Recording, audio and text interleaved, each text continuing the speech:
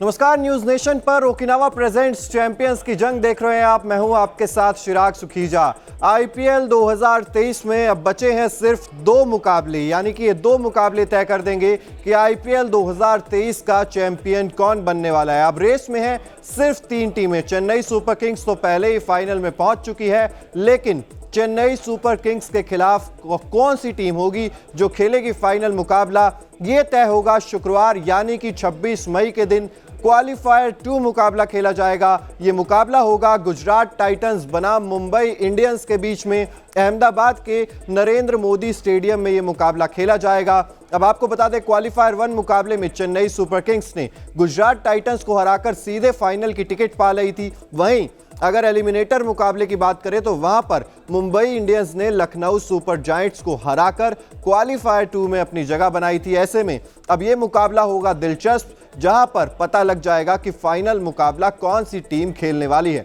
इस वीडियो में आपको बताएंगे इस मुकाबले की पिच रिपोर्ट के बारे में कि आखिर पिच किसका साथ देगी, क्या गेंदबाजों की मदद करेगी, बल्लेबाजों की मदद करेगी, मैदान कैसा है, उस पर चर्चा करेंगे। उसके बाद आपको बताएंगे दोनों टीमों की संभावित प्लेइंग 11 की आखिरकार क्या दोनों टीमों में बदलाव होने की गुंजाइश है, क्या कुछ चेंजेस देखने को मिल सकते हैं, उस पर भी एक नजर डालेंगे। उसके बाद नजर डालेंगे वेदर रिपोर्ट पर कि आखिर मौसम कहीं खेल बिगाड़ तो नहीं देगा। अहमदाबाद में बारिश के क्या चांसेस हैं, वो भी आपको बताएंगे। उसके बाद आपको बताएंगे हेड टू हेड रिकॉर्ड्स की आखिर जब जब मुंबई और गुजरात का सामना हुआ है तब तब किसका पलड़ा भारी रहा है। उसके बाद आपको बताएंगे इन दोनों टीमों के पिछले मुकाबलों की परफॉर्मेंस कैसी रही है, और अंत में बात करेंगे दोनों टीमों के जो मजबूत पक्ष हैं वो क्या है और जो कमजोर पक्ष हैं वो क्या हैं। और पिच रिपोर्ट की अगर हम सबसे पहले बात करें तो अहमदाबाद के नरेंद्र मोदी स्टेडियम में ये मुकाबला खेला जाएगा। मैदान काफी ज्यादा बड़ा है। डिटेल में जानते हैं क्या है अहमदाबाद के नरेंद्र मोदी स्टेडियम की pitch report. Narendra Modi stadium की पिच बल्लेबाजों को अनुकूल मानी जाती है। यहां चेन्नई के एमए चिदम्बरम स्टेडियम से बिल्कुल अलग माहौल मिलने वाला है आपको। तेज गेंदबाजों के लिए पेस और बाउंस यहां पर होगा। इसके अलावा आउटफील्ड भी यहां पर तेज रहती है। लाल मिट्टी की पिच पर अगर यह मुकाबला खेला गया तो वहां पर स्पिनर्स को मदद मिलने का अनुमान रहेगा, लेकिन मैदान क्योंकि बड़ा है इस वजह से छक्के लगाना उतना भी आसान यहां पर होगा नहीं।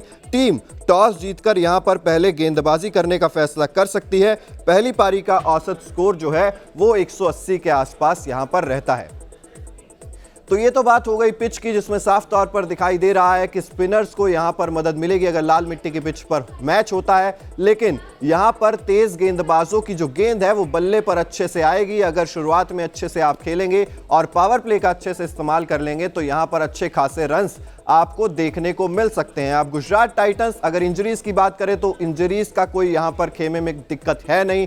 वहीं मुंबई इंडियंस जिस तरीके से पिछला मुकाबला जीती है लखनऊ सुपर जायंट्स के खिलाफ, तो वहां पर भी शायद टीम में बदलाव की गुंजाइश नहीं होगी, लेकिन क्या एक आध चेंजेस देखने को मिल सकता है, उसके लिए चलिए एक नजर डालते हैं दोनों टीमों की संभावित प्लेइंग 11 पर। सबसे पहले गुजरात टाइटंस की बात करें तो शुभमन गिल और रिद्धिमान साहा आपको ओपनिंग करते हुए ही नजर आ सकते हैं। उसके बाद नंबर 3 पर कप्तान हार्दिक पांड्या खुद आपको खेलते हुए नजर आ सकते हैं। उसके बाद विजय शंकर नंबर 4 पर, जिन्होंने अच्छी पारी खेली है पिछले कुछ समय में। उसके बाद डेविड मिलर, जिनकी फॉर्म एक चिंता का कारण है। उसके बाद राहुल तेवतिया आते हैं, राशिद खान, मोहित शर्मा, नूर अहमद, मोहम्मद शमी और अलजारी जोसेफ। ये हो सकती है गुजरात टाइटंस की संभावित प्लेइंग 11। वहीं अगर मुंबई इंडियंस की बात करें तो रोहित शर्मा और ईशान किशन आपको ओपनिंग करते हुए ही नजर आएंगे। नंबर 3 पर इस टीम में कैमरॉन ग्रीन आते हैं। उसके बाद Surya Kumar Yadav, Tilak Varma, Tim David, Nehal Wadhera, Chris Jordan, Piyush Chawla, Jason Behrendorff और आकाश मधवाल यहां पर अंत में आपको बल्लेबाजी करते हुए नजर आते हैं। तो ये तो बात हुई दोनों टीमों की संभावित प्लेइंग 11 की। अब अगर नजर डालें अहमदाबाद के मौसम पर तो फैंस के लिए अच्छी खबर यह है कि बारिश की यहां पर आशंका उतनी है नहीं, यानी कि पूरे 40 ओवर का मैच आपको देखने को मिल जाएगा। तापमान जो है वो थोड़ा सा ज्यादा रहता है, ह्यूमिडिटी भी थोड़ी सी ज्यादा रहने का अनुमान है, लेकिन ये रात का मुकाबला है तो उतनी ज्यादा गर्मी जितनी दिन के मुकाबलों में होती है उतनी आपको देखने को नहीं मिलेगी। हवा जो है वो 12 किलोमीटर प्रति घंटा की रफ्तार से चलने का अनुमान है। बड़ा स्टेडियम है और हवा भी यहाँ पर थोड़ी सी तेज महसूस होती है।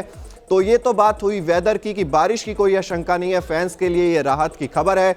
अब अगर नजर डालें दोनों टीमों के हेड टू हेड रिकॉर्ड्स की, तो दोनों टीमों के बीच आईपीएल इतिहास में अब तक कुल 3 मुकाबले खेले गए हैं। यहां पर गुजरात टाइटंस पिछड़ती हुई नजर आ रही है, क्योंकि 2 मुकाबलों में मुंबई इंडियंस ने जीत दर्ज की है। इस सीजन दोनों टीमों के बीच में 2 मुकाबले खेले गए हैं, जिसमें से एक मुकाबला गुजरात ने जीता है और दूसरा मुकाबला मुंबई ने जीता है। वहीं अगर पिछले सीजन की बात करें तो एक ही मुकाबला दोनों टीमों के बीच खेला गया था, जिसमें मुंबई इंडियंस ने जीत दर्ज की थी। तो ये तो बात हुई हेड टू हेड रिकॉर्ड्स की। अब अगर नजर डालें दोनों टीमों के पिछले मुकाबलों पर, तो आपको याद होगा चेन्नई सुपर किंग्स के खिलाफ गुजरात टाइटंस खेली थी क्वालिफायर 1 मुकाबला। वहां पर शायद टॉस का डिसीजन हार्दिक पांड्या से गलत हो गया था। उन्होंने पहले गेंदबाजी करने का फैसला कर लिया। उन्होंने कहा था हम एक बेटर चेजिंग साइड हैं, लेकिन चेन्नई सुपर किंग्स ने अच्छी बल्लेबाजी की और उस टारगेट को हार्दिक पांड्या की सेना चेज कर नहीं पाई। डेविड मिलर का बल्ला नहीं चला, हार्दिक पांड्या का बल्ला नहीं चला। शुभमन गिल के बल्ले से हालांकि कुछ रन्स देखने को जरूर मिले थे, लेकिन वो जीत के लिए काफी नहीं थे। यानी कि Gujarat Titans Chennai super Kings के खिलाफ वो मुकाबला हारकर क्वालिफायर 2 मुकाबला अब खेलने उतरेगी। वहीं मुंबई इंडियंस की बात करें तो पिछला मुकाबला बहुत ही शानदार रहा है। लखनऊ सुपर जायंट्स के खिलाफ 81 रनों की बड़ी जीत मुंबई इंडियंस ने दर्ज की एलिमिनेटर में और लखनऊ सुपर जायंट्स को बाहर कर दिया। अगर वहां पर बात करें तो कैमरॉन ग्रीन ने कुछ अच्छे खासे रन्स वहां पर बनाए थे। निहाल वडेरा ने आकर एक कैमियो खेला था लास्ट में, लेकिन गेंदबाजी में आकाश मधवाल ने क्या शानदार गेंदबाजी की थी। 3.3 ओवर में सिर्फ 5 रन देकर 5 विकेट आकाश मधवाल ने चटका लिए थे, जिससे यह चीज तय हो गई थी कि मुंबई इंडियंस का जो कमजोर पक्ष था, उनकी तेज गेंदबाजी, वो कहीं ना कहीं अब आकाश मधवाल के जो फॉर्म है या कहें कि परफॉर्मेंस से थोड़ी सी राहत की सांस जरूर ले रही होगी मुंबई इंडियंस की टीम। अब नजर डालते हैं दोनों टीमों के मजबूत पक्ष क्या हैं और दोनों टीमों के यहां पर कमजोरियां क्या हैं। सबसे पहले अगर बात करें गुजरात टाइटंस की, तो मजबूत पक्ष सबसे बड़ा गुजरात टाइटंस के लिए राशिद खान ही है। राशिद खान गेंदबाजी में तो कमाल करते ही हैं, अहमदाबाद में उनके रिकॉर्ड्स काफी ज्यादा अच्छे हैं। फिरकी में राशिद खान की कई सारे बल्लेबाज फंसते हुए नजर आते हैं और खास तौर पर अगर राशिद खान और मोहम्मद शमी का आप कॉम्बो देखेंगे तो मुंबई इंडियंस के आंकड़े इन दोनों गेंदबाजों के खिलाफ काफी ज्यादा बुरे नजर आते हैं। तो ऐसे में राशिद खान और मोहम्मद शमी की प्लेयर साबित हो सकते हैं इस मैच में गुजरात टाइटंस के लिए। इसके अलावा मजबूत पक्ष की हम लोग बात करें तो शुभमन गिल यहां पर ओपनिंग करते हुए तगड़े रन्स बना रहे हैं। 2 शतक बैक टू बैक उन्होंने लगाए थे। चेन्नई के खिलाफ भी एक अच्छी पारी उन्होंने खेली थी, लेकिन शुभमन गिल जिस तरीके की फॉर्म में है, मुंबई इंडियंस को उनसे बचने की जरूरत तो निश्चित तौर पर होगी ही होगी। और यहां पर अगर बात करें कमजोरियों की गुजरात टाइटंस की, तो कमजोरियों में सबसे पहला पक्ष आता है मिडल ऑर्डर की जो बल्लेबाजी है, वो कहीं ना कहीं तंग करती हुई नजर आ रही है गुजरात टाइटंस को। साफ तौर पर हमने देखा है कि पहले अभिनव मनोहर कभी खेलते हुए दिखाई दिए, कभी साई सुदर्शन खेलते हुए दिखाई दिए, कभी विजय शंकर खेलते हुए दिखाई दिए। और विजय शंकर ने कुछ रन जरूर बनाए हैं, लेकिन उतना ज्यादा भरोसा शायद गुजरात टाइटंस की टीम मिडल ऑर्डर में कर नहीं पाएगी। कप्तान हार्दिक पांड्या का बल्ला भी इनकंसिस्टेंट रहा है, कंसिस्टेंटली उन्होंने रन्स बनाए नहीं हैं। वहीं अगर बात करें इस टीम के सबसे बड़े मैच विनर डेविड मिलर की, जिन्हें मिलर द किलर कहा जाता है, उनका बल्ला खामोश है। मिलर ने लगातार कुछ मैचेस में पिछले निराश ही किया है। तो यहां पर गुजरात टाइटंस के लिए यह सबसे बड़ी चिंता का कारण है कि आखिर मिडल ऑर्डर से कब रन निकलेंगे। जितनी उम्मीद राहुल तेवतिया के बल्ले से भी की जाती है, उस हिसाब से भी उन्होंने अंत में आकर फिनिश नहीं किया जितना पिछले साल उनके बल्ले से दमखम दिखाई दे रहा था। तो ये तो बात हुई गुजरात टाइटंस के मजबूत पक्ष और कमजोरियों की। अब अगर नजर डालें मुंबई इंडियंस की टीम पर, तो मुंबई इंडियंस के खेमे में मजबूत पक्ष की अगर बात करें तो सबसे बड़ा मजबूत पक्ष यहां पर पिछले 2 मैचेस से तो आकाश मधवाल ही नजर आ रहे हैं। और आप सब भी इस बात से इत्तेफाक रखते होंगे कि आकाश मधवाल की गेंदबाजी अगर चल गई तो गुजरात टाइटंस के बल्लेबाज यहां पर परेशान होते हुए नजर आ सकते हैं। हैदराबाद के खिलाफ आकाश मधवाल ने 4 विकेट लिए थे। उसके बाद लखनऊ सुपर जायंट्स के खिलाफ एलिमिनेटर मुकाबले में आकाश मधवाल ने 5 विकेट लिए थे। तो साफ तौर पर कॉन्फिडेंस हाई है उनका, और अगर उनकी गेंद हल्की सी भी स्विंग होती हुई नजर आई या फिर गुजरात टाइटंस के शुरुआत में अगर बल्लेबाज परेशान होते हुए नजर आए, तो वो गुजरात टाइटंस को कम स्कोर पर रोकने में कामयाब हो सकते हैं। जो दूसरा बड़ा मजबूत पक्ष है यहां पर मुंबई इंडियंस का, वो है कैमरॉन ग्रीन और सूर्य कुमार यादव। वहां पर अगर आप देखेंगे तो कैमरॉन ग्रीन ने भी एक शतक लगा दिया है, सनराइजर्स हैदराबाद के खिलाफ वो शतक आया था। सूर्य कुमार यादव ने भी इस आईपीएल में एक शतक जड़ दिया है। अब सूर्य कुमार यादव और कैमरॉन ग्रीन के बीच में जो पार्टनरशिप देखने को मिली थी लखनऊ सुपर जायंट्स के खिलाफ, वो भी काफी राहत की सांस देने वाली थी मुंबई इंडियंस के खेमे के लिए। जिस तरीके से दोनों ही रन बना रहे हैं तो ये एक मजबूत पक्ष आप मान सकते हैं मुंबई इंडियंस का। इसके अलावा पीयूष चावला की जो गेंदबाजी है वो भी कंसिस्टेंट रही है, हर मैच में लगभग वो विकेट्स चटका रहे हैं। एक दो विकेट्स उनकी गेंदबाजी में मुंबई इंडियंस को जरूर मिल जाते हैं। तो यहाँ पर मजबूत पक्ष में यही है कि यहाँ पर आकाश मधवाल, सूर्य कुमार यादव, कैमरॉन ग्रीन और पीयूष चावला, ये कुछ मजबूत प्लेयर्स हैं मुंबई इंडियंस के लिए जिन्होंने लगातार आईपीएल में परफॉर्म किया है। अब अगर बात करें मुंबई इंडियंस की कमजोरी के बारे में, तो यहां पर सबसे बड़ा जो फैक्टर है वो है रोहित शर्मा की फॉर्म, ईशान किशन की फॉर्म। ईशान किशन के बल्ले से कुछ रन तो जरूर निकले हैं, लेकिन रोहित शर्मा का क्या?